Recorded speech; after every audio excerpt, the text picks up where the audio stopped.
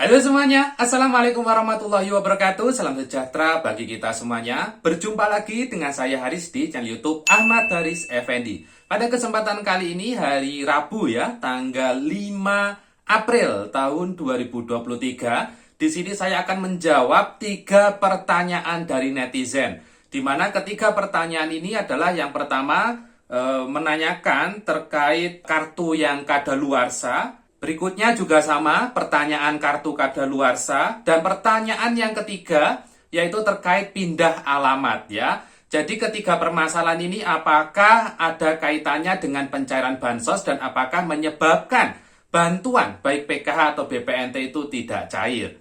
Nah, bagi Anda yang ingin tahu informasinya dan agar Anda tidak salah paham, Anda bisa simak ya penjelasan pada kesempatan saya kali ini. Seperti biasa, disimak ya nanti sampai tuntas. Mohon jangan dipercepat videonya atau di-skip-skip agar nanti pemahaman Anda itu tidak setengah-setengah dan tidak berakibat kesalahpahaman. Baik Bapak Ibu sekalian, Sobat Netizen, dimanapun Anda berada ya, silakan Anda simak penjelasan berikut ini. Baik Bapak Ibu sekalian, berjumpa lagi ya dengan saya Haris setelah saya beberapa hari kemarin tidak mengupload informasi bansos karena saya ada tugas ya terkait monitoring penyaluran bantuan sosial di daerah kami karena juga jadwal penyaluran kali ini. Dan kebetulan di daerah kami itu cairnya melalui pos. Nanti terkait adanya kendala pencairan saat melalui pos akan saya bikin videonya di sesi berikutnya ya. Untuk sesi kali ini saya khusus akan menjawab 3 pertanyaan dari netizen. Karena sudah banyak sekali pertanyaan yang masuk dan mohon maaf saya masih belum sempat untuk membalas. Nah pada kesempatan kali ini saya akan memulai menjawab 3 pertanyaan ya. Langsung saja, pertanyaan pertama datang dari akun Nani Yaningsih. Oh, maaf, Nani Yuningsih ya. Maaf, mau tanya, katanya yang KKS sudah kadaluarsa suruh datang ke kelurahan atau desa. Tapi kenapa diabaikan oleh pihak desa? Solusinya bagaimana? Langsung akan saya jawab, itu yang menyuruh siapa? Ya, yang menyuruh siapa? Apakah pendamping, ataukah ketua kelompok, ataukah masyarakat umum yang bukan penerima bansos atau mungkin tidak tahu bansos. Ingat ya, bansos PKH, BPNT itu bukan dari desa, bukan dari kecamatan, bukan dari dinas sosial. PKH dan BPNT itu adalah bansos langsung dari Kementerian Sosial, jadi langsung dari pusat Jakarta sana ya. Berikutnya, terkait kartu KKS. Kartu KKS itu yang mencetak kartu bukan desa, bukan kelurahan ya. Jadi mohon jangan sampai salah paham. Kartu KKS itu yang mencetak adalah dari bank atas instruksi dari Kementerian Sosial. Jadi kalau kaitannya dengan kartu itu bukan ke desa, tapi ke bank.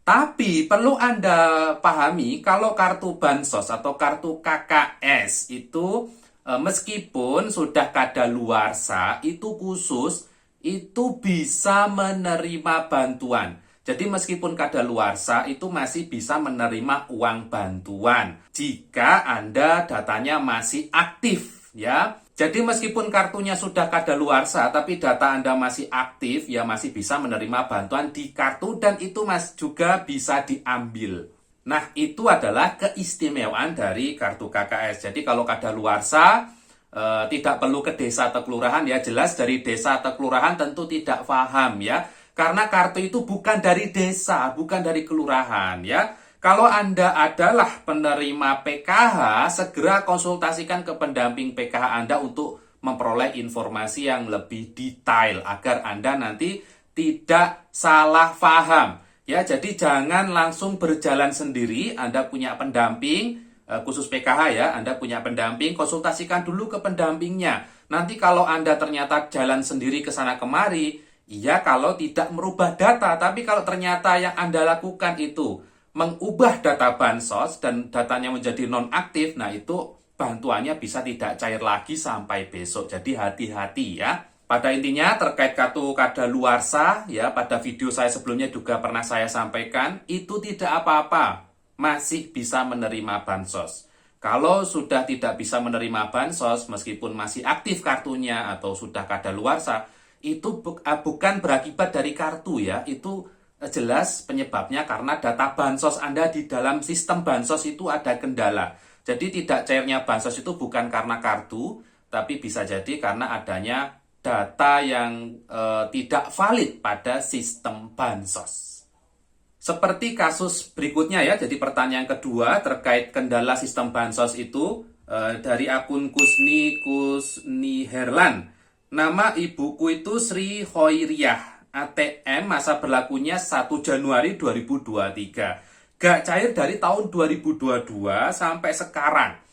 Itu jelas penyebabnya bukan karena kartu, itu karena adanya kendala pada sistem bansos ya. Jadi untuk kendala dari Ibu Khairiyah yang bantuannya tidak cair, itu bisa jadi yang bersangkutan itu karena lansia tunggal ya. Bisa jadi pernah tidak transaksi bansos kala itu. Bisa jadi karena memang umurnya itu tidak sesuai dengan syarat bansos saat ini. Jadi sekarang ada rentang umur ya. Jadi penerima PKH BPNT itu diutamakan dari umur 40 sampai 60. Kalau 60 ke atas itu nanti bisa dapat bansos yang lain seperti permakanan.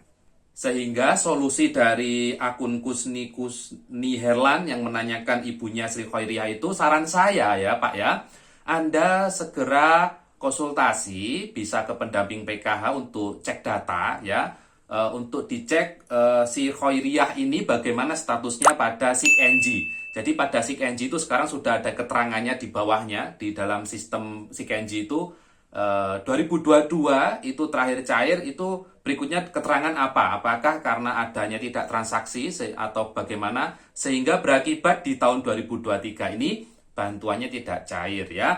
Jadi dicek dulu ini, yang jelas ini dicek dulu, jangan beranggapan tidak cair, jangan-jangan itu masuk pencairan susulan ya, bisa jadi ya. Jadi dicek dulu, siapa tahu nanti di sana ketemu kendalanya apa ya.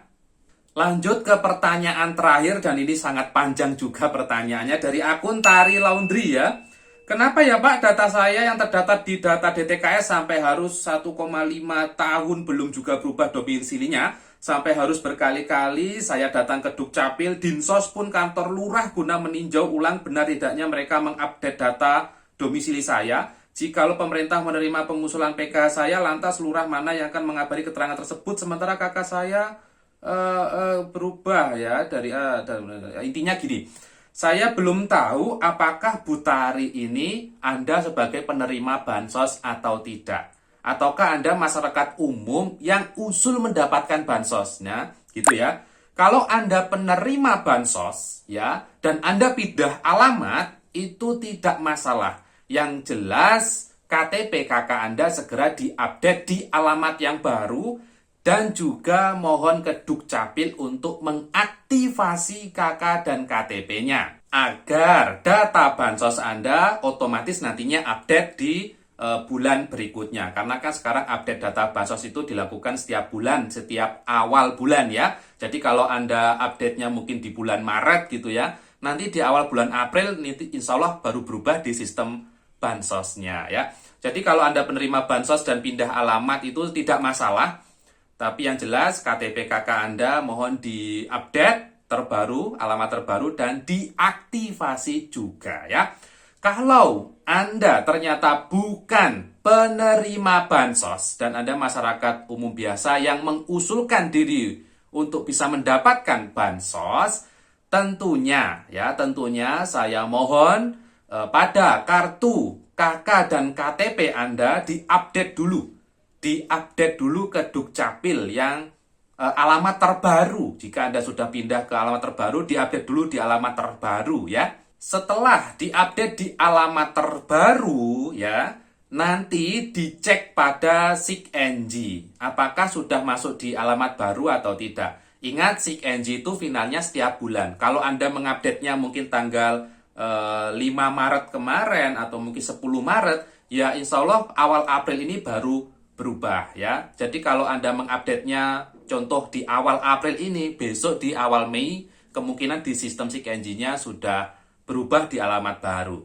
Kalau di SIK-NG sudah masuk alamat baru, maka Anda nanti bisa usul ke desa atau kelurahan di alamat yang baru itu, begitu ya.